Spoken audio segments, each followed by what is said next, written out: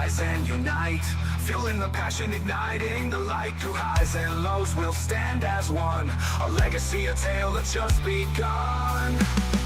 Together we roar, together we roar. Detroit Lions will rise, with a heart full of dreams and the fire in our eyes. From the past to the future we'll claim our own. In the home of the brave we'll proudly have grown. So let's lift our voices, let's turn it up loud. For the love of the Lions we'll always be proud.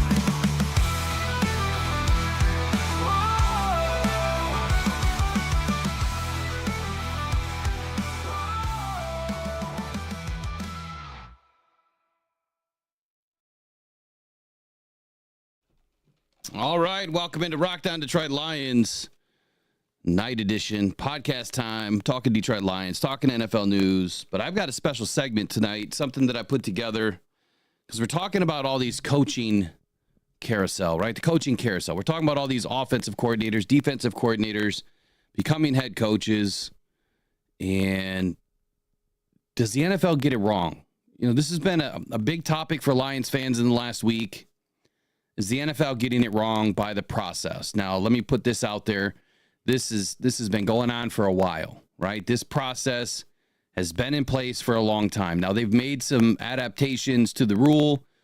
I think even just 5 years ago with when they could start to, do the virtual. I think it actually started after COVID, to be honest with you. The virtual interviews and then the in-person interviews as to when they can actually start.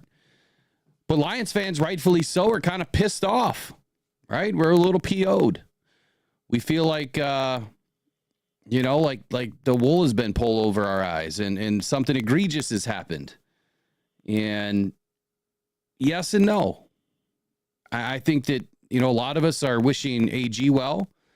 And then the rest of us are saying, the big two middle fingers to Ben Johnson for what he did. But I still respect the dude. I still thank him for everything that he did in Detroit. It just seems really out of place and really odd that he took a job 48 hours after completely shitting the bed on Saturday night.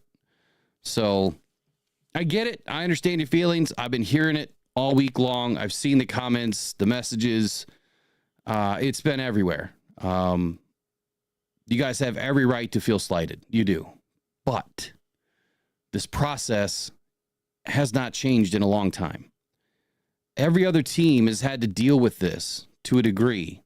At least the good teams, the teams that put together good coaching trees have had to deal with it. This is really the first time in Detroit that we've dealt with it. I mean, let's be honest here. We really haven't had this level of success.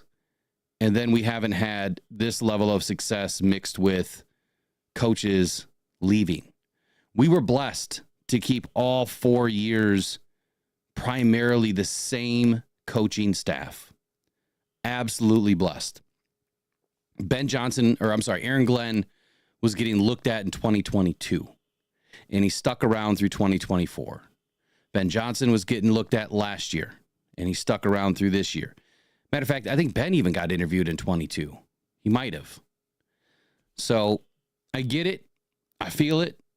I was there myself for a moment. In all honesty, I'll say it one more time. I wish Ben nothing but the best, just not on a couple of Sundays a year. And honestly, I think he made a bad decision. I think that Chicago is just a dumpster fire, and that's not just because they're in the NFC North. It's not just because we're rivals. It's that team has been screwed up for so long. I don't think that he's the guy that's going to be able to go in there and fix it. To say it another way, they didn't need a babyface coach, right? They need a gruff coach. They need someone that can go in there and push their weight around. They need a Dan Campbell is what they really need. They need someone to install not only fear, right? Because you're as big as, all the other guys on the squad, but intelligence. And I know Ben has the intelligence, but does he have what it takes to command a locker room, right? And to earn their respect, being 5'9" or whatever he is, and 150 pounds soaking wet. I don't know. There's something to that. I mean, it's just part of men, right? The alpha side of us, there's something to it. You know, if you're bigger and stronger than somebody else, you know, you think you've got something over them. I don't know. But let's get into this topic tonight. Looks like we've got a few people with us tonight. So do me a favor before we get rolling. I don't ask much here, but if we could just get the likes to match the viewership, that'd be great, so that we can we get these ads turned off and keep on rolling. So if you guys haven't subscribed, I would appreciate it if you guys would join Rock On Detroit Lions on our march to 10K. We are trying to get there by the new league year. We're very close. We will get there, but I'd like to get there as soon as possible and give away like another 5, 6, 10 mini helmets. I don't care. I don't care how many I give away.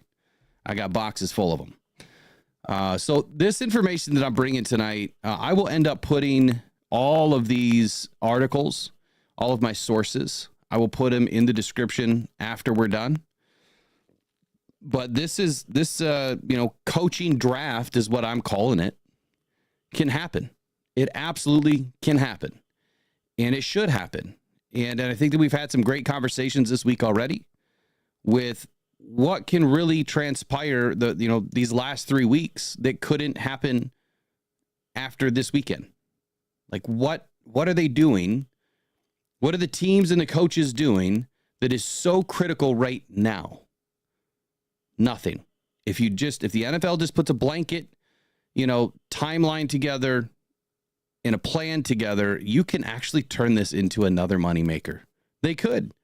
You could turn this into a legit coaching draft. You could have a draft at the end of the season and you get to see where all these coaches are going. You could put everybody up, on a stage, and you're not going to tell, who's hired and going where, but everything's kind of done behind the scenes, and you legit do it like a draft.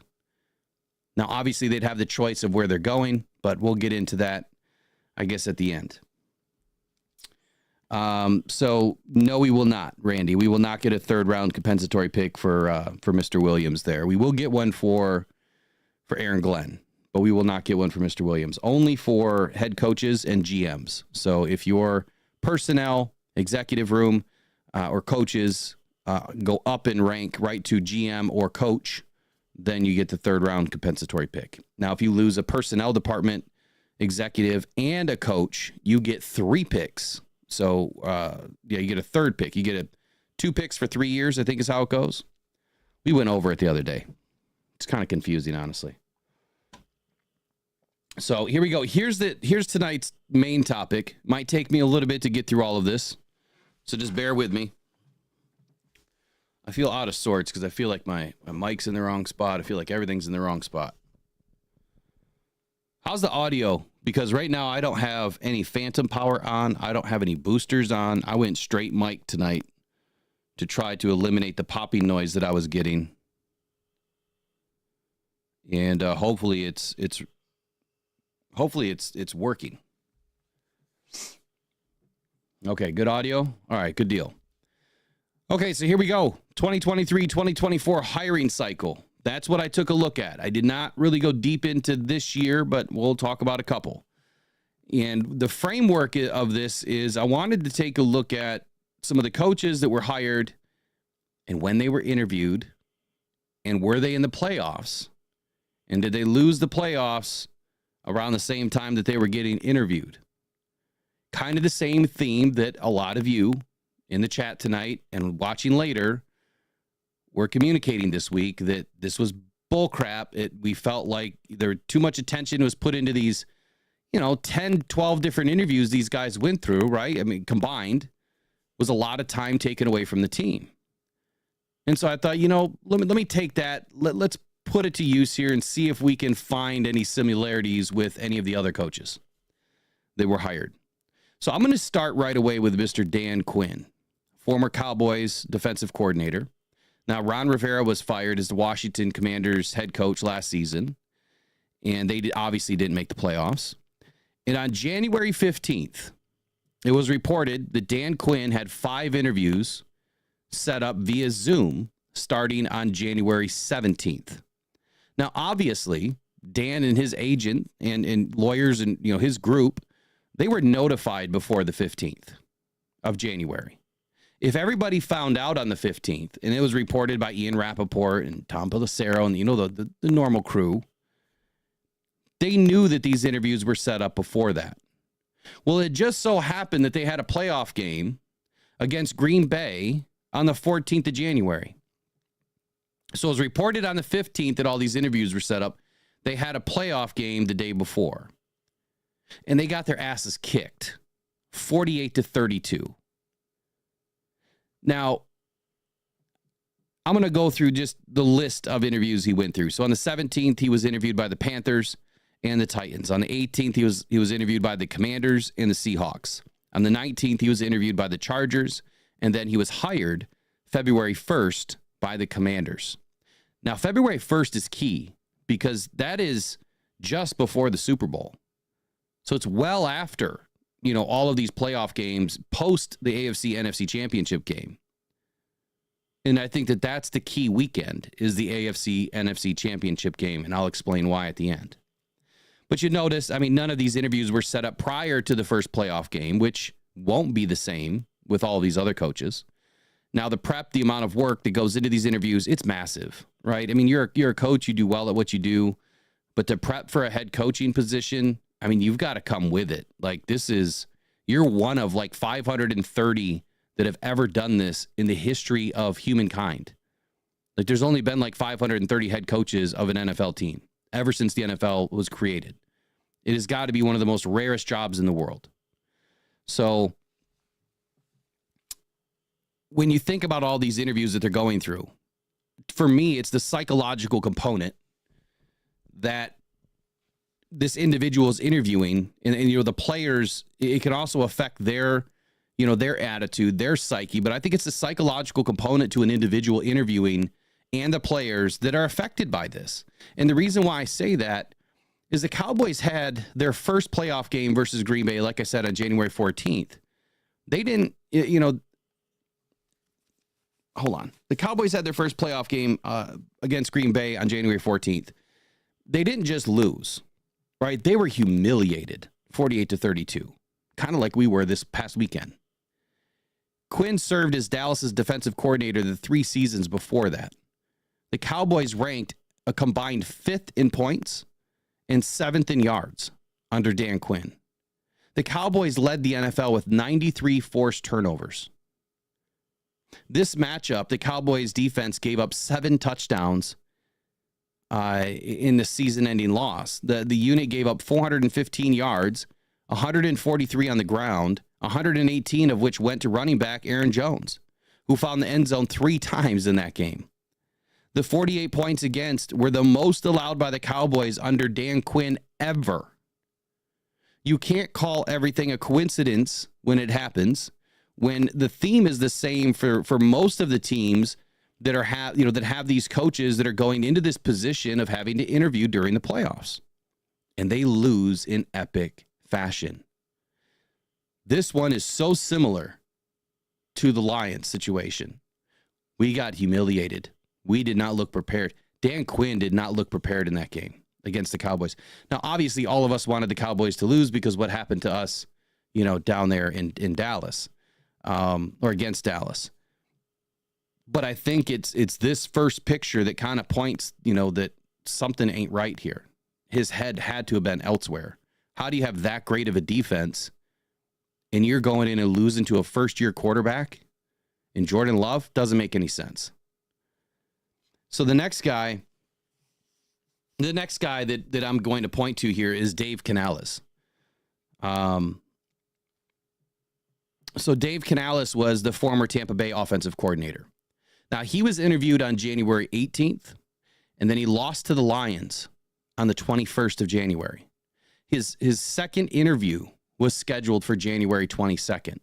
He was hired by Tampa Bay. Dave Canales was hired on January 25th. Pretty quick turnaround, right? 7 days after his first interview, he's hired. So Tampa had their first playoff game in the wild card versus Philly, and they won 32-9. And on January 15th. And then they come to Detroit on January 21st, and they lose 31-23. On January 22nd, like I said, it was reported by Ian Rappaport that Dave Canales was scheduled for his second interview just 24 hours after losing to the Lions in the divisional round. Obviously, the Lions defense was nowhere near as good as Philly was last season. And I'm not discrediting what our Detroit Lions team did in that game. But something should be noted here, that the teams that lose coaches and are interviewing during the playoffs almost always lose a game in the playoffs. Almost always. And it's right around the time that they're interviewing. I think we're 2 for 2 now. Next up is Raheem Morris. He was the former Rams defensive coordinator. Now, playoffs, obviously, on January 14th, had to come to the Lions. They lost, as we know, 24-23. But he was interviewed by the Panthers on the 17th of January, the Commanders on the 18th, the Seahawks on the 19th, the Chargers on the 20th, and the Falcons on the 20th. And he was hired by the Falcons on the 25th. Again, just 8 days after his first interview. And he had all of these interviews within, 3 to 4 days after the playoffs. You got to think that this stuff was on his mind. Now, this one doesn't really point a good, smoking gun, but I at least have to throw it in here to kind of level things out a little bit. Next up, we'll talk about a guy we're very familiar with, Aaron Glenn. Now, Aaron Glenn interviewed with the Falcons on January 19th. His second interview was scheduled that day for a future date. He also interviewed with the Titans on January 19th. This is 2024. This is last year, by the way. He interviewed with the Chargers on the 20th. He interviewed with the Commanders on the 20th, and his second interview was scheduled that day for January 30th. Ben Johnson interviewed with the Panthers on the 19th. The Titans requested an interview. The Commanders interviewed him on the 19th as well, and the second interview was scheduled that day for January 30th. The Chargers interviewed him on the 20th. The Seahawks interviewed him on the 20th, and a second interview was scheduled for the 29th that day. And the Falcons interviewed him on the 21st. As you know, the Lions had the first playoff game on January 14th. The divisional round was on the 21st. And the NFC Championship game was on the 28th in Santa Clara. Both coaches interviewed in the days leading up to the NFC Championship game. They interviewed right around the same time as the second game that year in the divisional round. And according to this tracker that I will post in the description, Ben interviewed the day of the divisional round with Atlanta, and both coaches had interviewed immediately following the NFC Championship game, which were scheduled way in advance on the 29th, the 30th. Both coaches were supposed to be interviewed. Now, Ben did remove his name from the Commanders. Obviously, we know that was a big to-do. And the Seahawks, he withdrew, but Aaron Glenn did not. So to think that Aaron Glenn, again, didn't have his mind elsewhere, we had a great first half against the 49ers, collapsed in the second half. We had great offense in the first half, good defense in the first half, both fell apart in the second half. Again, was their mind elsewhere? That's the question that we're trying to answer.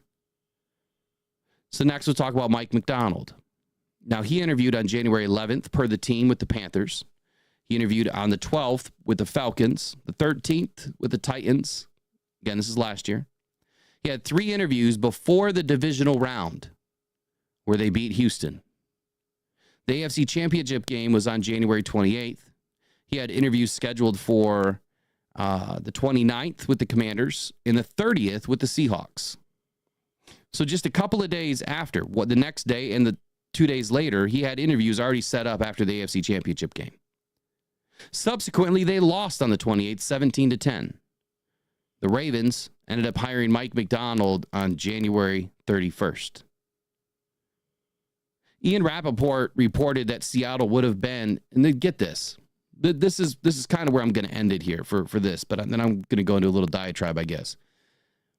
But Ian Rappaport reported that Seattle would have been content, maybe a little restless, but content to wait until the conclusion of the Super Bowl to interview Mike McDonald. Instead, John Schneider, the Seahawks owner, was sitting with him that Tuesday on January 30th, 2024, for their first in-person interview. This proves to me that owners of NFL franchises see the benefit of waiting and are willing to wait. So my thought process here is not really far-fetched to believe the process can be changed. And I'm not just saying this because I'm a Lions fan. I'm not just saying this because, I feel like I have a vendetta against the NFL for losing, Ben and Glenn. It's because I think it makes sense. That's why I'm doing this. And that's why I did research to see if what I'm thinking even makes sense. Well, an NFL billionaire was willing to wait. If he's willing to wait, probably makes sense. He's got just a couple of more zeros in his bank account than I do, so he must know something. So when we look at what happened this season, the 2025 hiring cycle, I don't think that anyone really agrees that the interviews affected Ben and Glenn. Some point to the yards gained in this game, that, over 500 yards of offense and the offensive explosives and, how many points we put up. And then I would say this, I think the offense would run and do those things without Ben. It's the players making the plays after the play is called. It's the players who are executing on the field, not the coaches. Jared Goff, in my opinion, could call a complete game. And I would expect that he could do just as well with or without an offensive coordinator chirping in his ear all day. You want your quarterback to be able to call plays. You want your quarterback to be able to recognize plays. This was a Dan Campbell offense anyway. I still think that we would have executed the same had it been Ben or not. Now, defensively, this was the worst performance the Lions had all season. It was just a trash game plan. It didn't make any sense. Everybody looked confused very often in this game. In the scheme to blitz against the best quarterback against the blitz that season, that had to be the dumbest thing I have ever witnessed in the last 4 seasons. Had the defense had Aiden Hutchinson, Derek Barnes, Carlton Davis, and Malcolm Rodriguez in the game, and maybe Amik doesn't get injured, well, then maybe that plan would have worked. And honestly, it probably would have. The difference here is when you look at like what the Buffalo Bills did, they're almost 100% healthy as far as who's on the roster in their game against the Ravens. They were almost healthy all season. They could do the things that they did with blitzing against Lamar because they had the strength of being healthy and they had their top tier players in the game to make the plays. Asking third stringers for the Lions to play at a first string level was asinine. And to put them in the position to blitz and allow these big explosives to happen and then have them play catch up and then put the ball in Jared Goff's hand and say, throw it 40 times so that we can get caught up. That's the result of having a bad defensive plan against the Commanders. That you're going to have to throw the ball, and we're all bitching about running the ball, but that's the reason why. When your defense lets up all the points, yeah, the turnovers don't help. But I think that there's cause and effect here, right? There's turnovers turn into points. Well, now you get behind, but then Aaron Glenn is blitzing out of his mind, which is allowing the Commanders to score easy and at will. And then you got to get the ball back and you're trying to catch up. So Jared's got to try to throw it. He's trying to push the ball. It's just a domino effect, one after another. And I think had Ben and Glenn probably not had to go through this process until after the AFC-NFC championship game. Granted, even if they were going to the Super Bowl, they had 2 weeks to get ready, a full 2 weeks to get ready, to go through a couple of interviews early in the week and then get prepared for the Super Bowl. Totally different game plan. They had their interviews, with the days, kind of leading up to this game. So my take on psychology of the interview process is this. Some of you are probably going to be like, what the hell is he saying? But just bear with me for a moment. It'll probably make sense. I wrote this today. It is kind of nuts, but just bear with me. And then I'll get into the chat, I promise. Okay, to me, it's like this. Imagine you're married, right?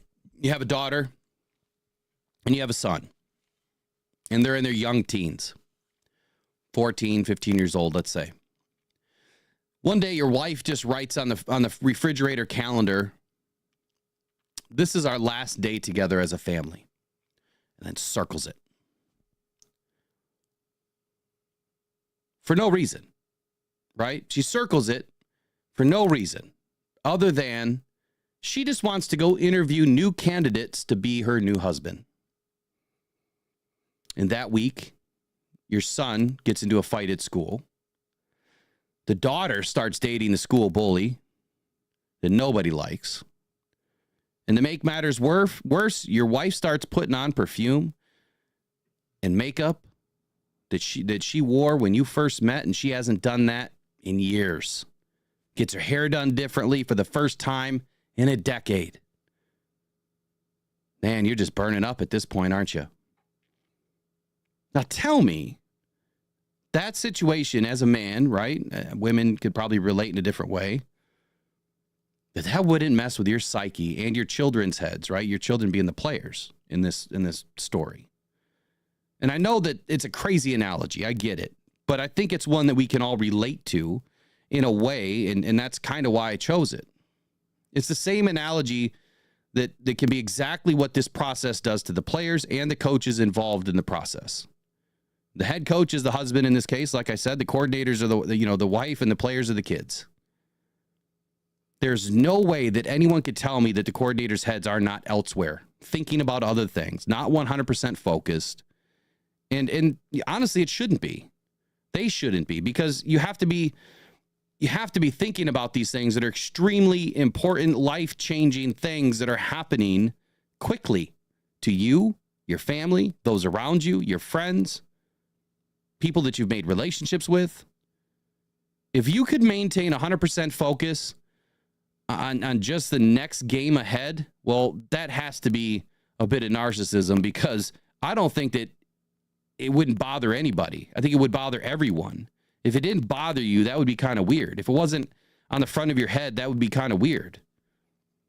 So said another way, or another way to say it, it's like this. If you knew you had a winning lottery ticket in your pocket and you went to work anyways the next day, and your boss says, or does something that maybe you don't agree with, or you don't feel like doing, it's a whole lot easier to walk out knowing financially you're going to be fine. So if Ben knew he was hired no matter what in Chicago, he was playing that day with a winning lottery ticket in his pocket, or the I don't give a rip attitude, and put it all out there on the line, and maybe he just was not dialed into the plan that he normally would have stuck with, running the ball on 3rd and 1 at the 17-yard line. So that's my take. Here's the fix. The NFL should have a coaching draft. They can do whatever they want with it. They can make it a little draft like you do on draft day, where you have all the teams and the coaches on a stage, or they don't, right? They could just a day, just designate a day. You put a stake in the ground. You say nobody interviews until everyone's out of the playoffs, and it's the week before the AFC and NFC championship game. If your team is out of the playoffs, you can interview. And then the next week after the AFC, NFC championship game, whatever teams are left, again, you can interview. And then the final interviews, if you want anybody that's on the Super Bowl winning teams, well, those can come after the Super Bowl. But you can't hire anybody until the Tuesday following the Super Bowl, which would be February 10th this year, or February 11th this year. That's why I chose that. That's why I'm calling it the coaching draft. That way, the people that are saying, well, what about everyone else that, is just kind of sitting and waiting? Or what about everybody else that got an early jump on the interview process? What about, the guys that have to wait? Exactly right. Everybody should have an opportunity, and everybody should be able to hire on the same day. And you're going to go where you belong. Teams are going to have enough opportunity to interview all the people that they want to interview. And it'll all work out. Now, maybe that makes things too fair. I don't know. Maybe that's not enough for capitalism, but I think it makes it fair for everybody involved. And I think it takes all the stress away from all the coordinators that are having to deal with playoffs and not their next job. So that's it. That's the coaching draft. Will the NFL do it? Probably not. Will they change anything? Probably not. We're just going to have to continue to deal with it. Now, how do we move forward? That's the question we're going to talk about next. Who's available? Who are some of the top offensive and defensive coordinators still available? I've got a few names written down here. I'm interested to hear what you guys think. What names that you guys have come up with. I have not dipped into college yet. There's so much going on at the college ranks. Who knows? But now I'm going to wind back in the chat. Let's see what you guys are talking about.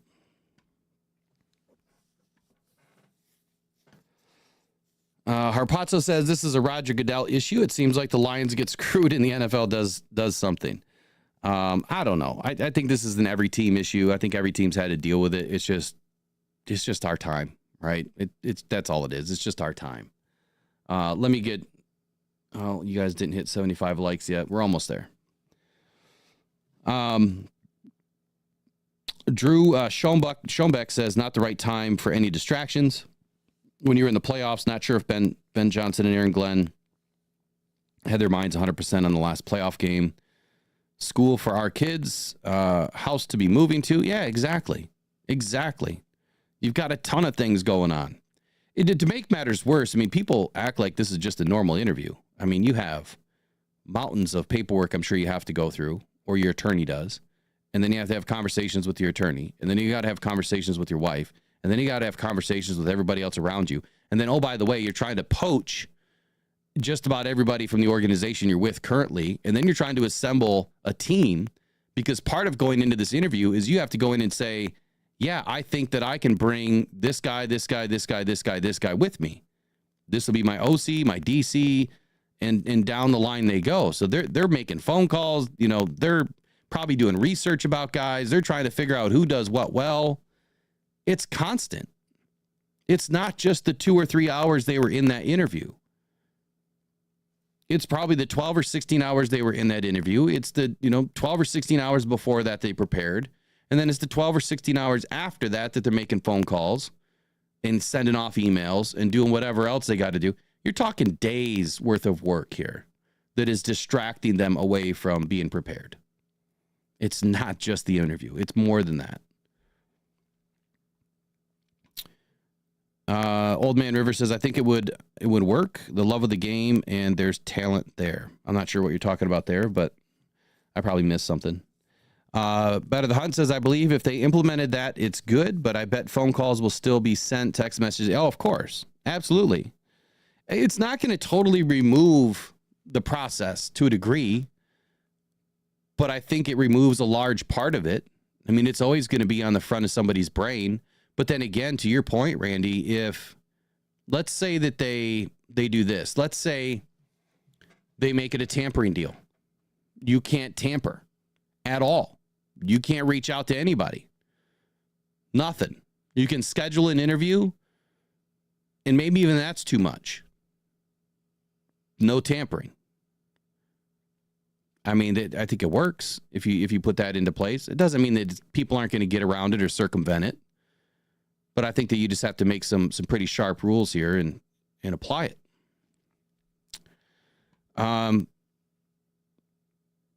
What else we got in here? Peter says NFL will never do this. It makes way too much sense. Yeah, it does. That's the problem. Sometimes, and this is what bothers me about government, about politics. I mean, just about anything in life. It seems like when it makes way too much sense, people don't do it. The bureaucracy, the red tape, I mean, you name it, at every level, it seems like it causes so much friction when everything could just have a few drops of oil and it would smooth out. We got to walk around like we're the Tin Man all the time instead of, just having a nice smooth process. Sometimes things just need to be simplified. I'm glad I didn't lose a bunch of people on my analogies there, because it was kind of a weird analogy, but I didn't know really how else to put it. But, you know, that one really would hit you. Like, that one would really shake you up if your wife went to the fridge and said, "This is our last day," in red. And you're like, "What are you talking about?" You know, I could only imagine.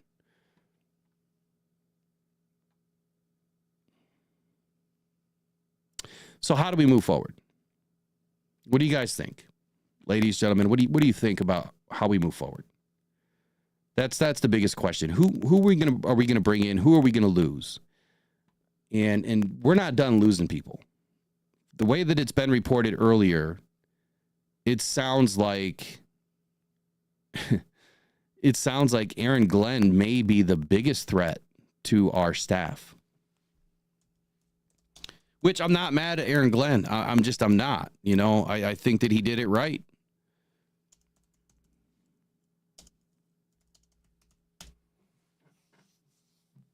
Oh, man. So, I've seen names like Todd Haley, Mark Brunell, going to New York with the Jets with Aaron Glenn. Chris Banjo is the special teams coordinator. The former Bears interim head coach, Thomas Brown, which actually, that's a pretty solid pickup right there. Former Chiefs head coach, Todd Haley, like I said earlier, Mike Westhoff. But Mark Brunell, that's a big one. You know, that's one that if we lose him, I mean, I'm surprised he's not going with Ben, but maybe he wants nothing to do with Caleb. I don't know. If I was Mark, I wouldn't want anything to do with Caleb either.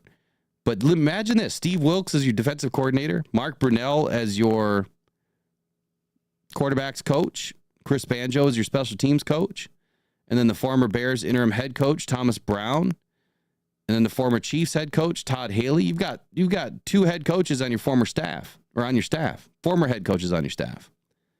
That's big. These are smart dudes.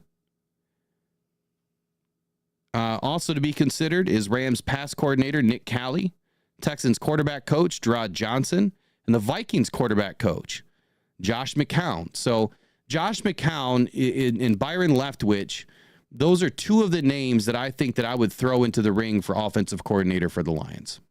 Those are two of the names. One major pain, I don't know, man. I see your question. Why didn't the Lions offer Williams the offensive coordinator job? You mean defensive coordinator job before he took the other one? Dude, I don't know. That one doesn't make any sense to me. They brought this guy in. They held him up on a pedestal. They told us how intelligent he was. Clearly, we've seen it all season. And now he's out the door. And it's not even with Aaron Glenn or Ben Johnson. It's to New England. Now, I understand he has a relationship with Mike Vrabel, but it just doesn't make a bit of damn sense. So let me throw this at you. Has anyone thought for a moment that maybe there's something going on inside Dan Campbell's office? You know what I mean? Like, is there something going on internally between Brad Holmes and Dan Campbell? Because all we hear is how great it is. All we see is how great it is. And we hear from the players. But then again, are you really going to hear anything different? Probably not. I think the disgruntled, players in that, they'll say, all kinds of crap. I don't think that we have those players. I don't think that we have the Antonio Browns, if you will.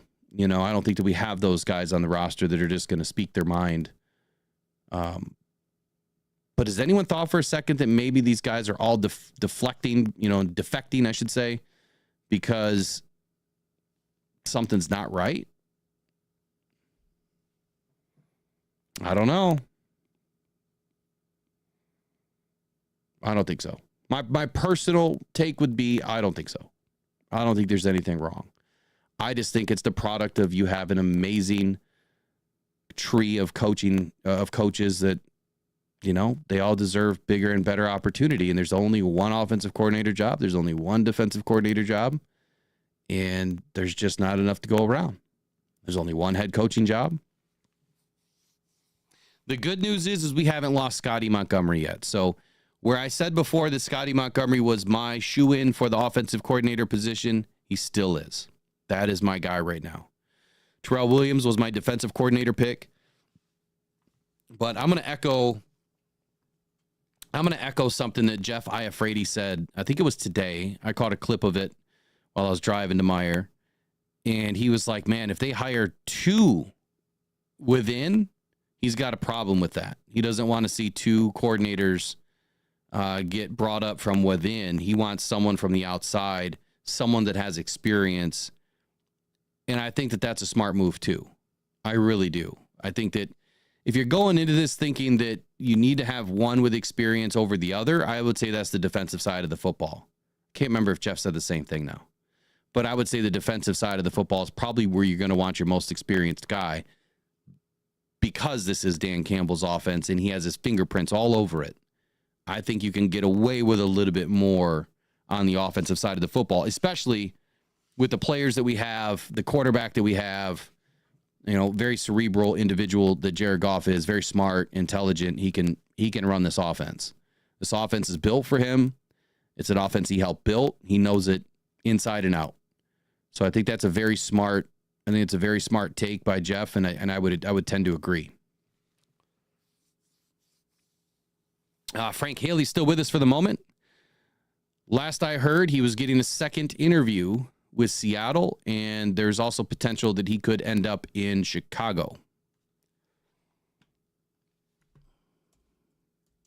See if I can find any of the latest here.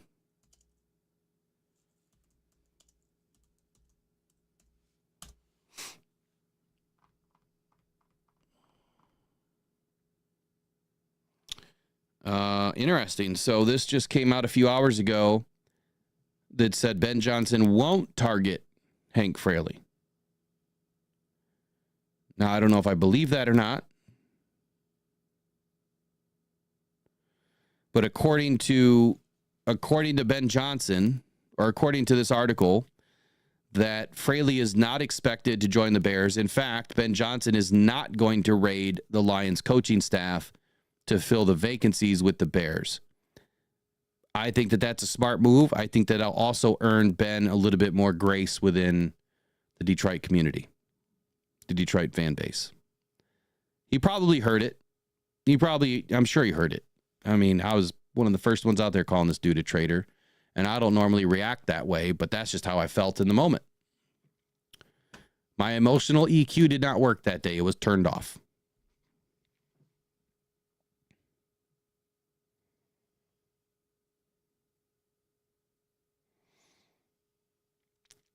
So there you go. I mean, there could be an opportunity to see Hank as the offensive coordinator, but I think Scotty's the guy. I really do. Is there awards tonight, Trace? Am I missing something right now?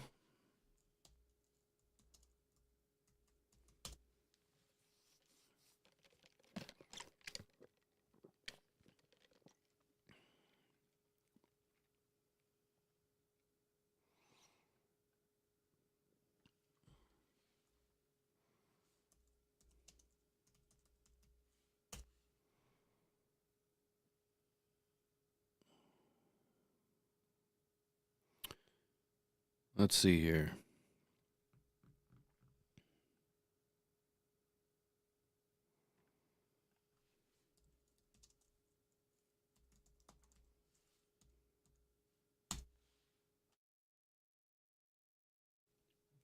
All right, so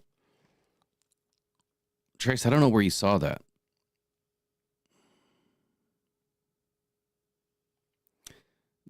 I saw that Patrick Surtain was the PFWA Defensive Player of the Year.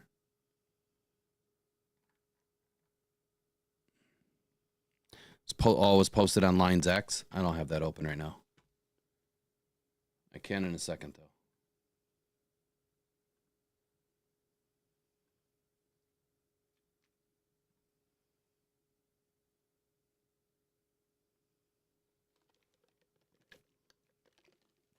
All right, so who do you guys want? I mean, fill up the chat, fill up the comments below if you're listening to it later. Who do you want in Detroit for offensive coordinator? Who do you want in Detroit for defensive coordinator? Would you be okay having two guys rise up from internal positions and get elevated? Or would you rather see some outside influence, some new perspective?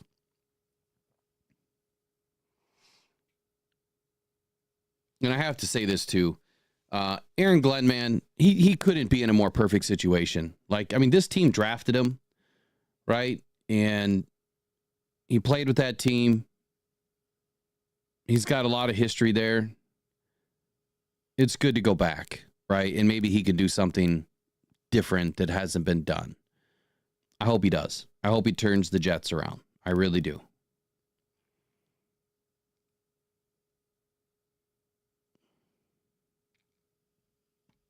I really do. So poach Swartz for the DC if he's willing to do a lateral. I don't know if Swartz ever wants to be a head coach again. It just doesn't seem like he's really tried. Rex Ryan, I think the Rex is, he loves Detroit. I mean, he's been a big time supporter of the Lions over the last couple of seasons. And he really doesn't have a dog in this race right now, or a pony in this race, however you want to describe it. I think the Rex Ryan, definitely brings a wealth of knowledge as a former head coach in the NFL. Definitely an offensive-minded coach. I think he would love to have some of the weapons that he has in Detroit, or would have in Detroit. But my question is, he's been out of football for a while. Is he a little bit too old? Is he not down with, the new age of NFL offenses? That would be something that I would worry about personally. But I do like Rex. I like him as an individual.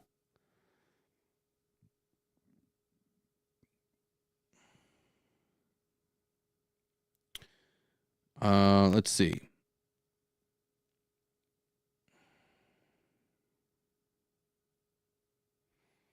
Gary Thompson says, him coming back last year because of unfinished business was BS.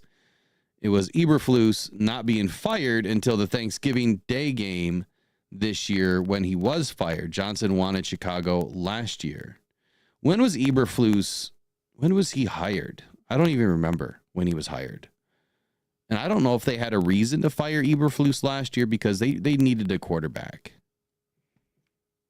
They needed a lot more than a quarterback, but that team's been in a small rebuild. One Major Pain says, why not have Frank as OC, but have Scotty helping him make the calls? I just think that Scotty has more experience. Right? Hank has been an offensive line coach his whole life, for the most part, and I mean let's compare them. So let's just do offensive coordinator. I'll tell you the list that is available or was available.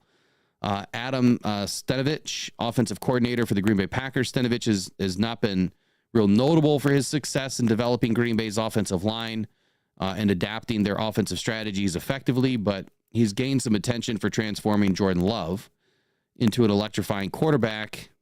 I don't know that I'd call him electrifying, but that's what they're saying. Is he available? I don't know.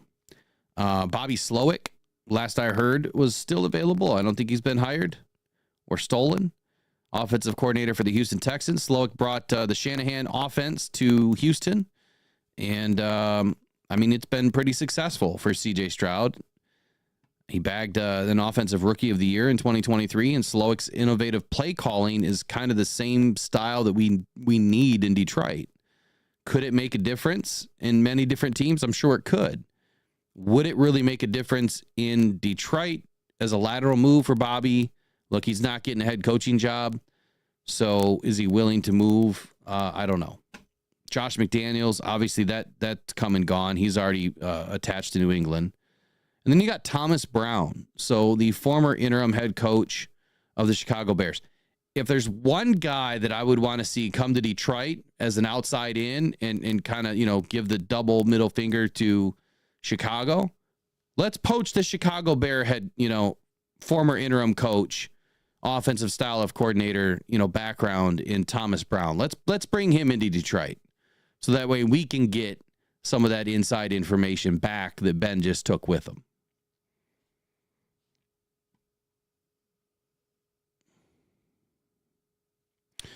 Oh, so Randy, I didn't see that. He said when you watch Ben Johnson's presser, he said he goes to Chicago for baseball games It's where he wants to raise his family and always where he wanted to be. Interesting. Had no idea. Is he from Chicago? Is he just a Cubbies fan?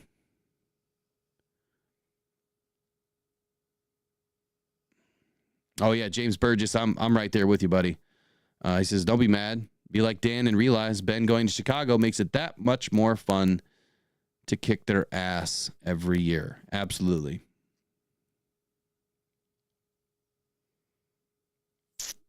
Ben requesting Rams assistant head coach for their DC position. Prior to Detroit just reported that. Interesting.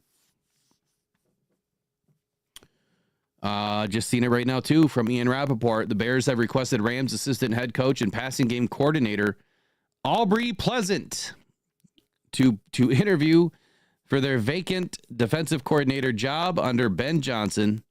So it's a former Detroit Lions tie, right? Aubrey Pleasant was our D-backs coach. He was fired, after they said that there was some issues between him just doing what he wanted to do. I didn't realize he was with the Rams as an assistant head coach and passing game coordinator. So if he gets hired as an OC, if he gets hired as a DC, well, then that means the Rams are going to end up with a compensatory pick. Interesting.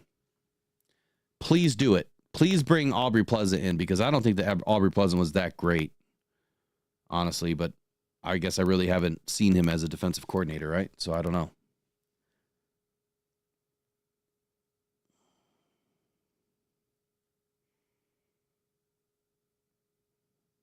Trying to catch up on anything that's jamming right now. I don't really see anything.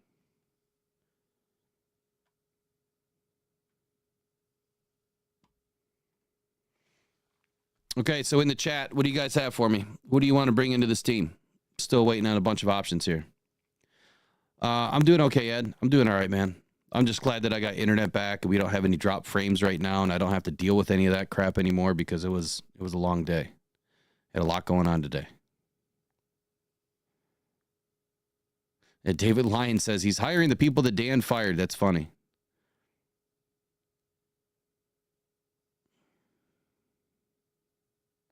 So, Honor You Dad says Lou Anarumo, or Anarumo, I think that's how you say his last name. Anarumo. He is somebody that I've seen as well. There was a name that was mentioned earlier, Wink or Don Wink Martindale, the former or Michigan defensive coordinator, known for his blitz heavy style and solid defensive strategies. So I don't know much about Michigan football and what style of defense that they've been running. I haven't watched really a whole lot of college football the last 2 seasons. And I would say that, for Wink Martindale, Don Martindale, as long as he runs man, there's an opportunity. I think that Matt Eberflus is not an option unless, again, you're looking at trying to add inside information about the Bears. Now, Lou, the former defensive coordinator of the Cincinnati Bengals, Anarumo is recognized for his adaptable and sharp defensive strategies. He's reportedly being hired by the Indianapolis Colts. I don't know if that information is even correct now. I don't know how I missed that earlier. Hold on.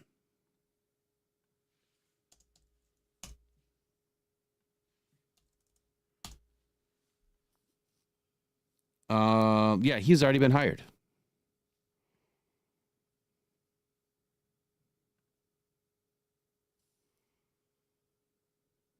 So Lou's off the board. You could scratch him out.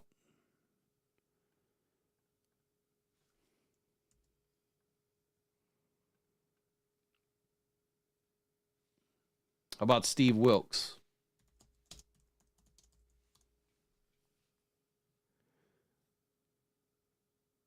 So Steve Wilkes is obviously right now attached to the Jets. Wilkes obviously being the potential defensive coordinator candidate for Aaron Glenn.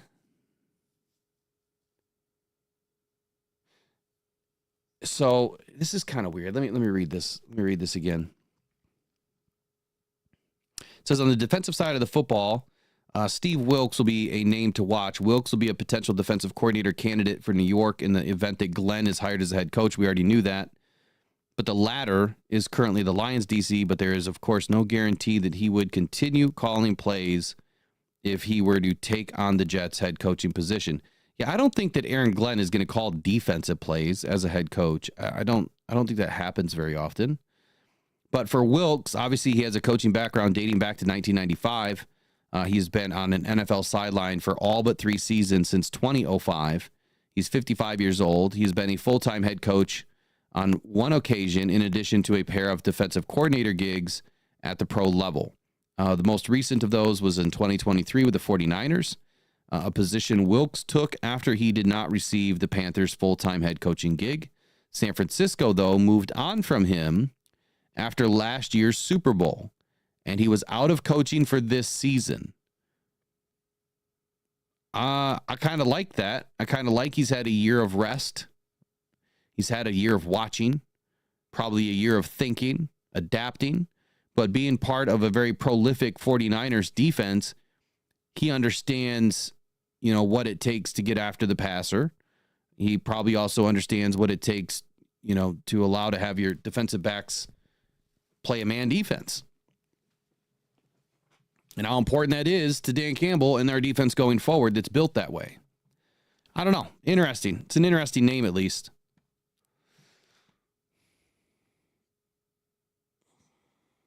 I'll turn off ads, but I'm not going to be on much longer anyway.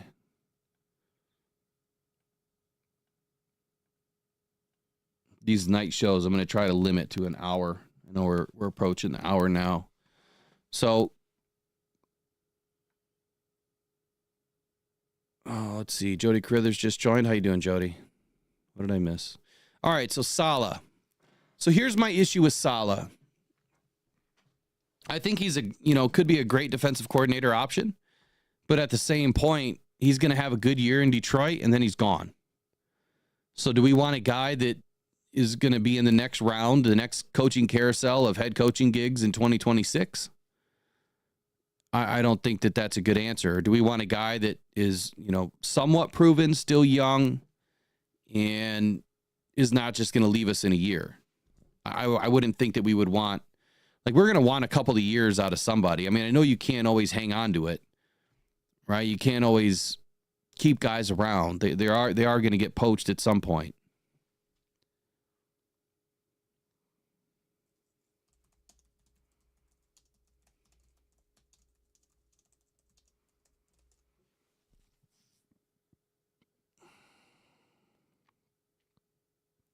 All right, so, oh my God, I can't even open this. Why can't I open this? Here's your internal replacements that we've spoken about before. But I mean, honestly, as offensive coordinator goes, Scotty Montgomery's my guy. Tanner Engstrand, there's been a lot of people talking about Tanner.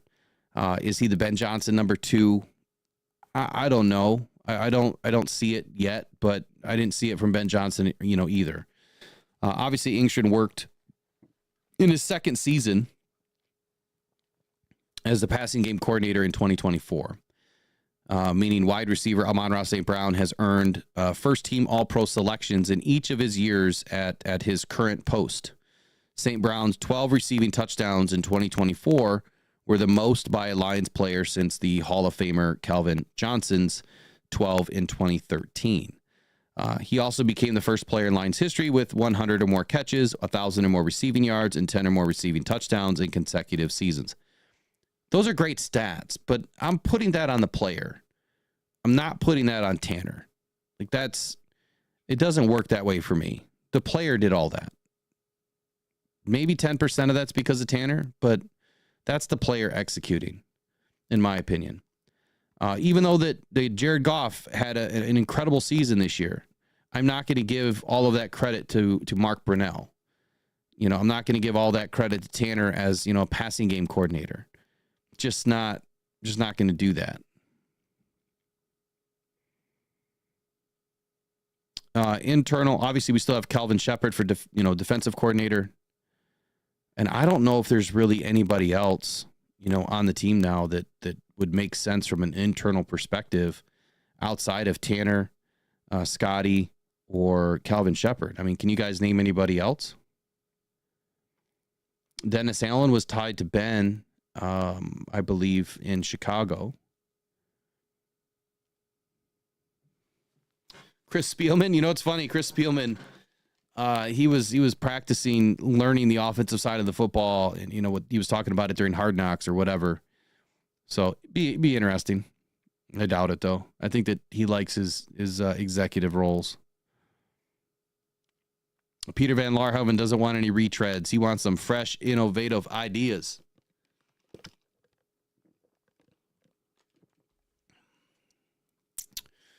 Yep, so full State Farms with Aubrey interviewing. It means Dennis Allen's not a lock.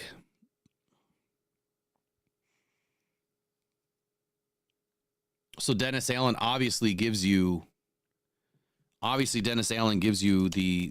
experience on the defensive side of the football. He's still young, right? He's been fairly successful.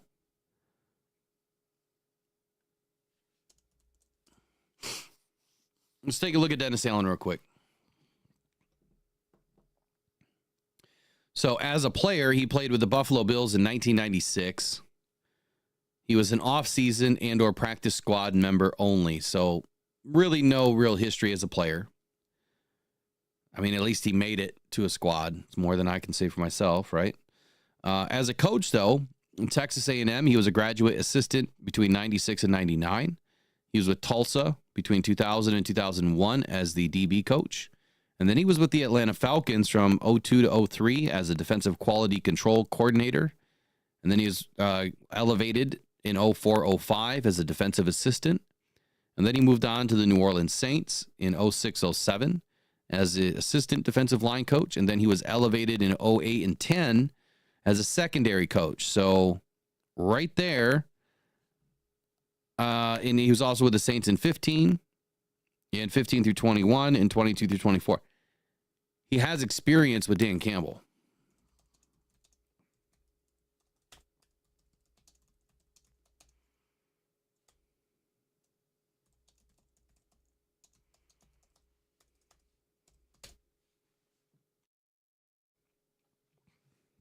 So Dan Campbell was with the Saints between 16 and 20. And Dennis Allen was there between 15 and 21. So they were on the same team together. So that is probably a good early fit because they have experience together. Now, being the former New Orleans Saints head coach, that does bring in another power player in someone that, obviously has the skills, has the resume, has got a defensive resume. He's been in the NFL for quite some time. I mean, he's the next best option after Terrell Williams, Terrell's gone. No way on Pete Carroll. No effing way. I can't stand Pete Carroll, even though he's a hell of a coach. He really was. Let's see. Ed O'Neill says Jim Leonhard from Denver.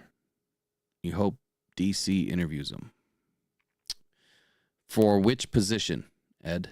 DC or OC?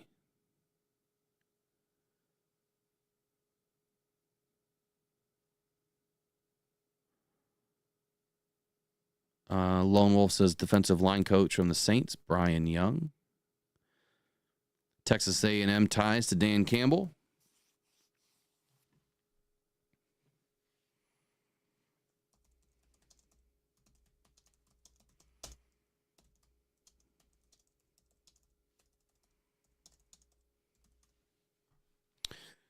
So there was a guy that, I was thinking about for the Lions. And then when I looked at his contract, I was like, no way. And that's Lincoln Riley from USC. So there was an issue, right? with Lincoln Riley. He had a 10-year, $110 million contract. So $11 million a year. And I don't remember what year he got that in. Might have been just a couple seasons ago. Now, the Cowboys considered hiring him back in 2020 before hiring Mike McCarthy. And I think the Eagles had him on their radar following choosing Nick Sirianni. So he has been looked at, quite a bit in the NFL recently. Now, he has coached 3 quarterbacks, Baker Mayfield, Kyler Murray, and Caleb Williams. So he's got experience with quarterbacks. And they all became number 1 overall picks, right? All of them. Plus, he also coached Jalen Hurts. Also has ties to Amon-Ra St. Brown, right? His USC teams have underperformed, sure, but I think that there's some opportunity here with Lincoln Riley. It's just that contract. But there was something that came up in the last few months that he violated some rule or did something which would give USC an out on that contract. So if they did want to pull that out, and I don't know if any of this has been settled, if they did pull out on his contract, well, then maybe he would want to make the jump into the NFL. But I think that he's an interesting prospect for a offensive coach. Absolutely.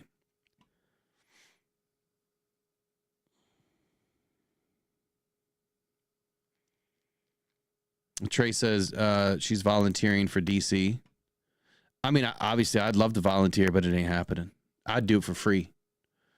You just give me a brand new Ford truck, put me in a house over in Detroit. We're good to go. That's all I need. The rest of it I'll do for free. Without a doubt. I just want a closet full of Lions clothes. How about Matt Campbell out of Iowa State?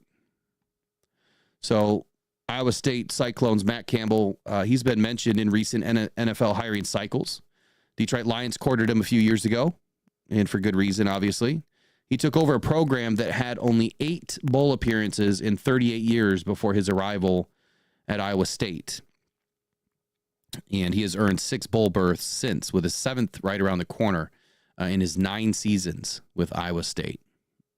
I like Iowa State. It's a pretty cool school. In 2020, they finished first in the Big 12 in the regular season, and for the first time in 119 years. So despite routinely ranking in the middle of the pack, though, Campbell has done more with less in Iowa State. Sounds kind of like what the Lions have had to deal with. I think that he makes for an interesting phone call, at least. That's if Dan Campbell and Brad Holmes want to reach into the college ranks. How about for all of you U of M fans, Ryan Day? I'm just kidding. Ryan Day, we won't ever see him on the sidelines in Detroit. Won't happen.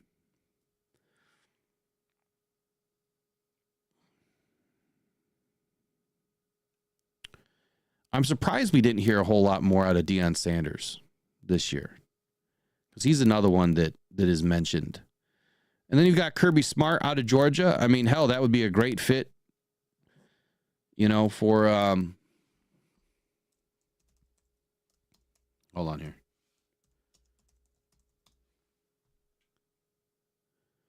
That would have been a great fit for Jahmyr Gibbs. Having his former coach with him on the sideline. Now, he was with Miami Dolphins staff in 2006, but I think that he's going to firmly stay in the college ranks. I highly doubt Kirby's going anywhere. He has a 10-year, $112.5 million contract. I don't see Sheila paying head coach money to an offensive coordinator. I just don't see it. What's up, Randy Coffee? How's it going? He said, Goose said, take it back. You know what, Ryan Day? You sure?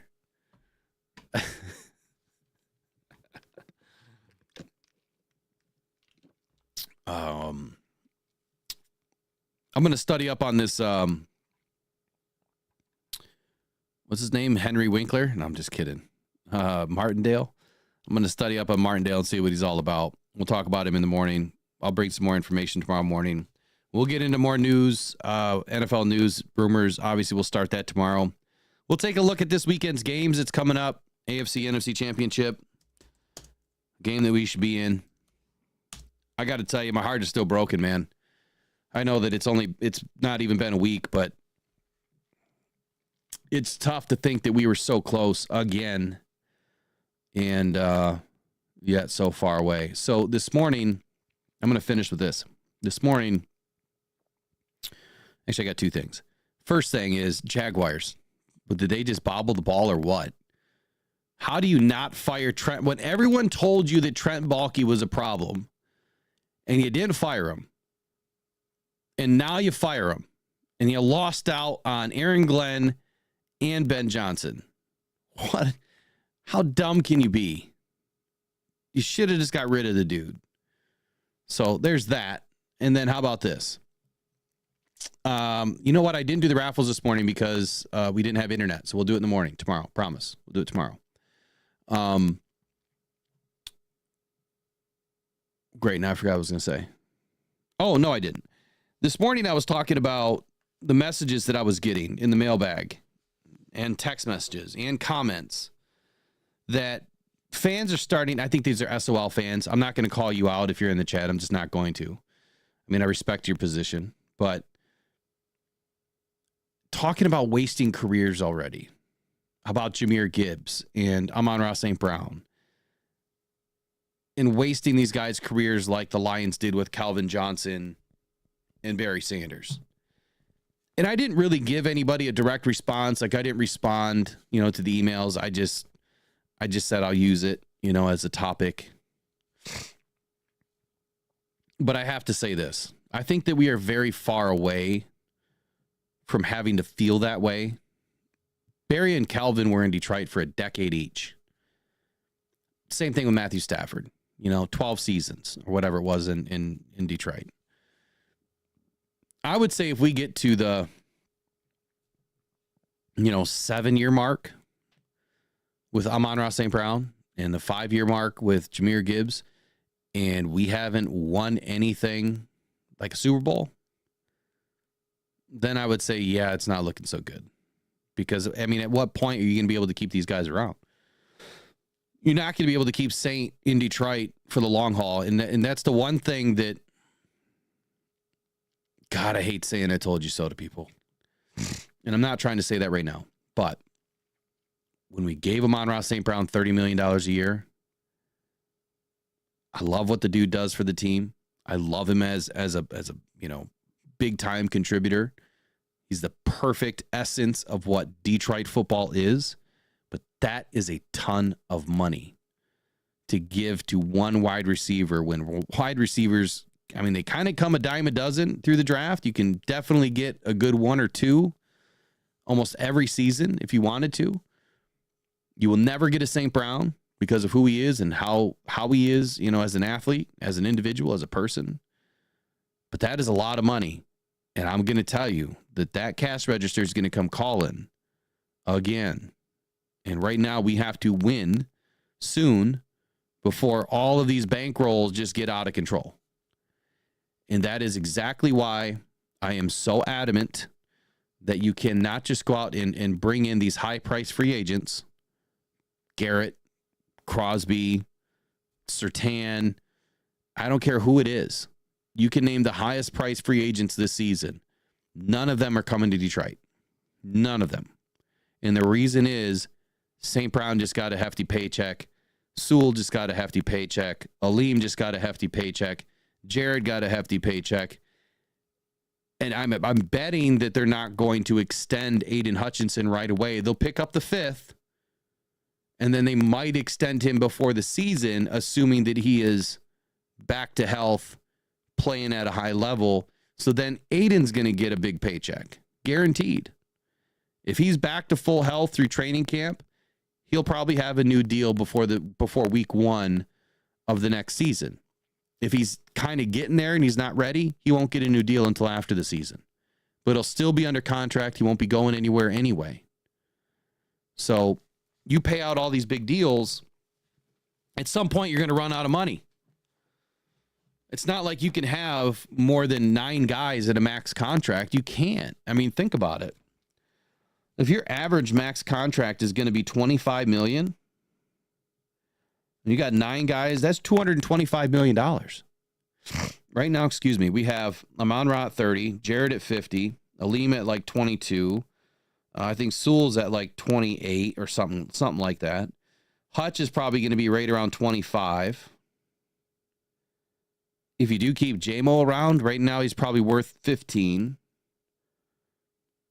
So just those 6 guys is $170 million a year. What's the cap this year? 260? That leaves you with $90 million to cover the other, 50 or 48 contracts, 47, 46 contracts, whatever it is. 45. That's not enough money.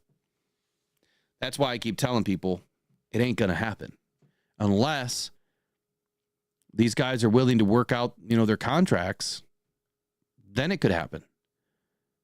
But I don't see how we're going to be able to pay, all of these big, bright, flashy pieces, in 2025. It's just not, it doesn't fit the model. It just doesn't. It hasn't fit the model.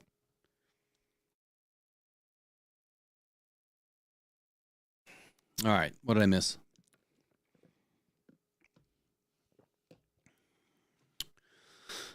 Oh, Riley's in the house. I see Riley.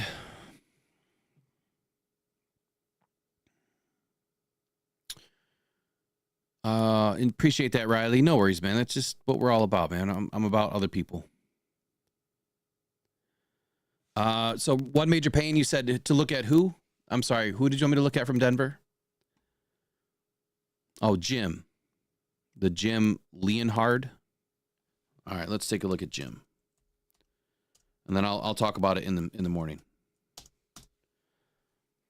Kind of a funny last name. Leonhard.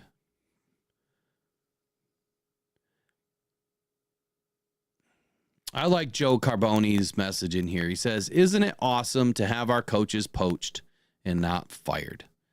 I like that. It's a great way to look at it. At least they're getting poached and not fired. It could be the other way. It really could. It could be the other way. All right, what's crazy talk, John? That I'm talking about Aiden?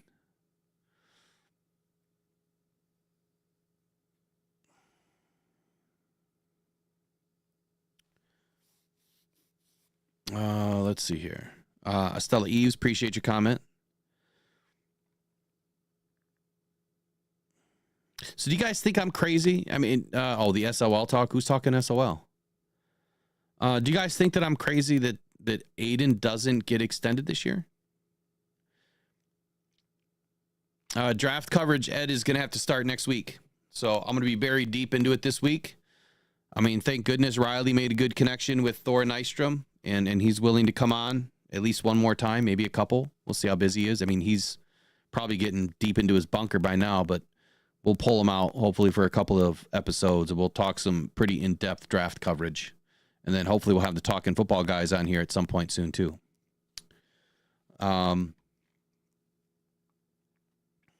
Yeah, see, I don't think that Aiden gets extended for the reasons that I just stated. I think that you got to see him get healthy. You've got to see him play. And if you've already got him under contract and you've got the 5th-year option already settled, he's going to get that money. So he'll be guaranteed the $26 million in year 5 no matter what. No matter what. So you get him healthy. You've already guaranteed, even if he doesn't come back healthy, he's got a great future ahead of himself no matter what. He's done a lot for the city already. So once he's healthy, I think that they'll extend him without a doubt. Just, it wouldn't make smart business sense. You know what I mean? It just wouldn't. To hand a blank check basically to somebody that just had a gruesome injury and isn't back playing yet. He's not even walking yet, without a limp. Can't run without pool. So I think it deserves a broad brush approach. Just take it slow, get healthy. Don't worry about an extension. Just get back to playing football and you'll be back. So, the same thing with Williams. Like, I'm just going to say it for what it is. We're in the biggest game of the year, and you're about to get a 15-yard penalty when we're already having trouble. It's that kind of dumb shit that he does that just bothers me. Like, celebrate all you want. Don't do the things that are going to get you 15-yarders. There's hundreds of celebrations you can do. We've seen them all from Saint and Jameer and Monty. Just do something that's not going to get you a flag. Whatever that is. I don't care what it is. Just something different. Just stay out of trouble. Exactly. Bob W. says. Just stay out of trouble. And that means with the refs, too. But he'll be guaranteed $16 million for his 5th year. Just by picking up the option. You have to pick up the option on J-Mo. I mean, he's too exciting of a football player. He's just, he'll get a little older and a little wiser this year, just like the rest of us. So, yeah, he was humping the ground. That's what he was doing, Goose. He was humping the ground.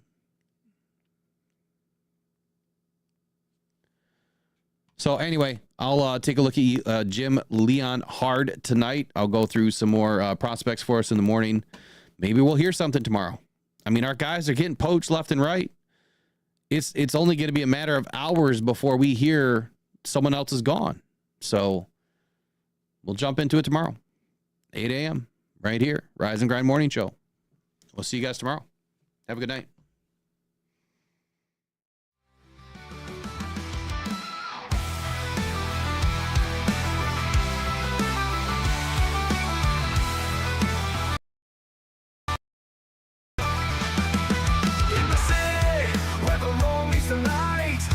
Charge, ready for the fight. No more hearts and steadfast pride. Detroit spirit, we want it wide. On my phone was Peyton Manning. He said, Jeff,